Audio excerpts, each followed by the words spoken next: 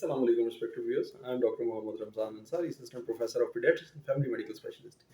Khichdi yoghurt and banana diet, इस diet के क्या बेनिफिट्स हैं, ये किन कंडीशंस में इस्तेमाल की जाती है और इन डाइट्स के साथ सर्दियों में जो प्रिज्यूम्ड गले ख़राब खांसी का या नमूनिया का मसला लोग लिंक करते हैं, उसकी उसमें कितनी सदाकत है, ये हमारा आज का डिस्कशन का topic. Khichdi yoghurt and banana diet, ये वो डाइट है जो कि हम बच्चों को देते हैं या बड़ों को भी देते हैं जिस वक़्त उनको मोशन लगे हों, जिस वक़्त मैदे की तेज़ाबियत, मैदे की हाज़मे का मसला हो, जिस वक़्त भी मोशन लगे हों या उल्टी का मसला हो या गैस्ट्रो का मसला हो या इसहाल का मसला हो या हैज़े का मसला हो, तो खिचड़ी, योगर्ट, बनाना, ये चीज़ें यानी खिचड़ी, दही और केला, ये आइडियल ग़िज़ा है क्योंकि इसके अंदर लैक्टोज़ की मिक़दार और कम्प्लेक्स कार्बोहाइड्रेट्स की मिक़दार बहुत कम होती है और इसके अंदर रिफाइंड कार्बोहाइड्रेट्स होते हैं, ईज़िली डाइजेस्टेबल कार्बोहाइड्रेट्स होते हैं। वो ऐसी ग्लूकोज़ और इस तरह की शुगर्स होती हैं जो कि बड़ी आसानी से हज़म हो जाती हैं और जिस्म का हिस्सा बन जाती हैं। अगर आप कम्प्लेक्स कार्बोहाइड्रेट वाला, जैसा कि गंदम इसकी निस्बत चावलों की निस्बत ज़्यादा कम्प्लेक्स कार्बोहाइड्रेट वाली चीज़ है, अगर आप वो इस्तेमाल करेंगे तो आपको हो सकता है मोशन आपको एक आध दिन ज़्यादा लगे रहें। तो लेकिन अगर आप चावल बेस्ड चीज़ें खाते हैं तो चावल क्योंकि बहुत अच्छे ज़ूद हज़म होते हैं, ज़्यादा आंतड़ियों में नहीं रुकते, तो उसकी वजह से बार बार पोटी नहीं बनती और पेशेंट जो है वो कदरे बेहतर हो जाता है।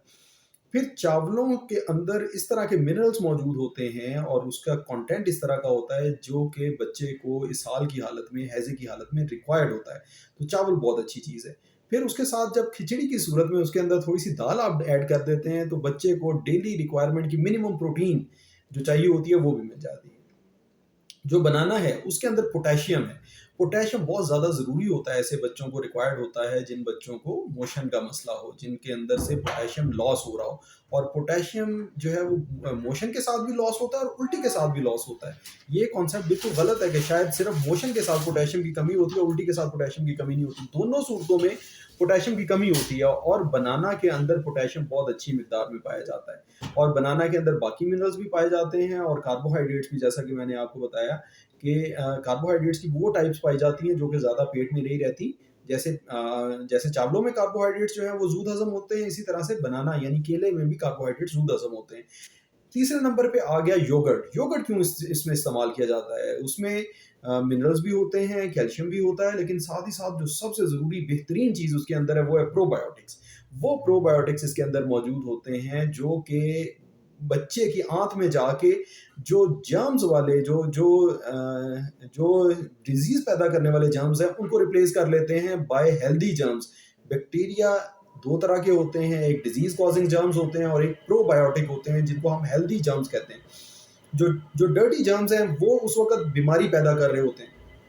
वेयरएज़ दही में मौजूद हेल्दी जर्म्स प्रोबायोटिक, वो बच्चे के आंतों में जाके उन डर्टी जर्म्स को, उन डिजीज़ कॉजिंग जर्म्स को वहाँ से हटा रहे होते हैं, रिपेल कर रहे होते हैं और हेल्दी जर्म्स उनकी जगह बैठ रहे होते हैं, जिससे हमारी आंतों को तक़वियत मिलती है और इसहाल का सिलसिला रुक जाता है। फिर इसके दही के अंदर प्रीबायोटिक वो मादे होते हैं जो इस तरह की एनवायरनमेंट पैदा करते हैं कि हेल्दी जर्म्स ग्रो करें।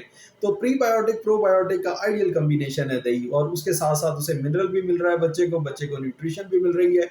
बच्चे को डीनेचर्ड प्रोटीन, जब जो हम खाना बनाते हैं या अंडा उबालते हैं तो इसका मकसद ये होता है कि हम रॉ फॉर्म ऑफ प्रोटीन को डीनेचर करें, उनको थोड़ा सा तोड़ दें, उनको डीनेचर कर दें ताकि हमारा मैदा उनको जल्दी से हजम कर सके।